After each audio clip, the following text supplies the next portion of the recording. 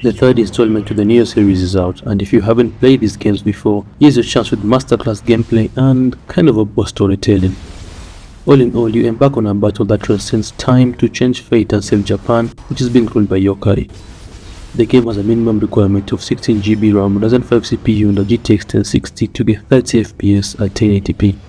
But this makes it playable even on all GPUs, so what can we do to make an amazing impact on gameplay and frame generation? I'm Mr.CanIplay and welcome back to my channel where I do low-spec gaming tutorials with the goal here being able to play any game on a low-end device. Now you can do two things to get more FPS and smoother gameplay, and that is number 1, lowering the in-game settings to very low, which will help boost FPS, and this works well if you have a great integrated graphics or an old GPU. If we look at the in-game settings, there are multiple options at your disposal to take as per a PC setup, the amount of frames you'd like to play, and even how poor you want the game to look visually.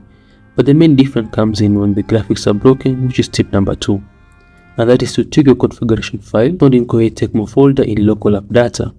Now it's not set in the usual order with the digits in them. This time you have to type the word off for what you don't need and then load the resolution. So what are some of the changes when compared to iSettings?